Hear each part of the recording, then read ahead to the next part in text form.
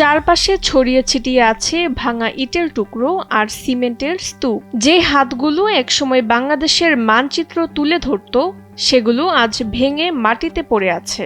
কোথাও মাথা নেই বীর মুক্তিযোদ্ধাদের ভাস্কর্যের, কোথাও আবার সেই ঐতিহাসিক গার্ড অফ অনারের স্মৃতিগুলো ধুলোয় মিশে গেছে।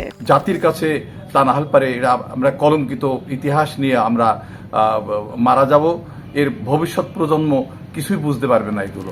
এই দৃশ্য মেহেরপুরের ঐতিহাসিক মুজিবনগর মুক্তিযুদ্ধ স্মৃতিকেন্দ্রের।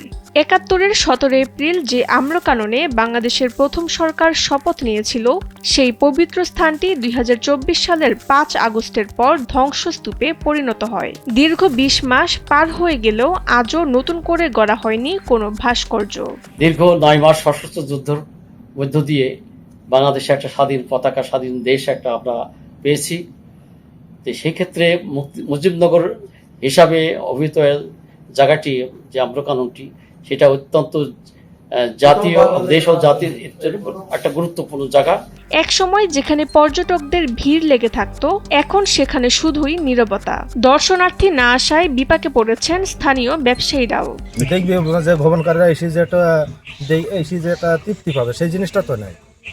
এখানে তো খুব কম করেও ২-৫০০ পরিবার এখানে চলতো, বুঝছেন, সেইটা তো আর নাই। এখন আপন সব কর্মই ভিড়ে গেছে, বুঝছেন, এখন তো এখানে সেই কর্ম তো নেই। গণপূর্ত বিভাগ বলছে, প্রায় ৩০০টি ভাস্কর্য ও স্থাপনার ক্ষয়ক্ষতির হিসাব তারা মন্ত্রণালয়ে পাঠিয়েছেন। আমরা একটা তদন্ত টিম গঠন করেছিলাম মন্ত্রণালয় থেকে, ওনারা আসছিলেন এবং ওনারা বিভিন্ন এগুলা সরজমিনে দেখছে এবং ভিডিও অলরেডি তারা ছবি তুলে নিয়ে গেছেন। এবং এটার পরে একটা ওনারা চাইছিল যে কি কি ক্ষতি হয়েছে, সে আমরা ক্ষতির হিসাব দিয়েছি এবং একটা প্রাক্কলনও পাঠাইছি। টোটাল সিভিল মিলে ৬০ লাখ টাকা।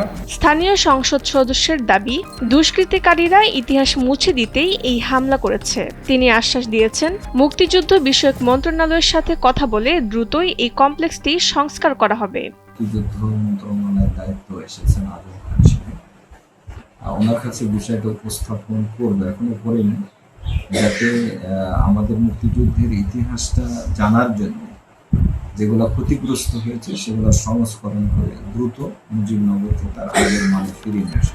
গৌরবময় ইতিহাসকে বাঁচাতে এবং আগামী প্রজন্মের কাছে পৌঁছে দিতে এই ধ্বংসস্তূপ দ্রুত সংস্কার করা জরুরি বলে মনে করছেন স্থানীয়রা।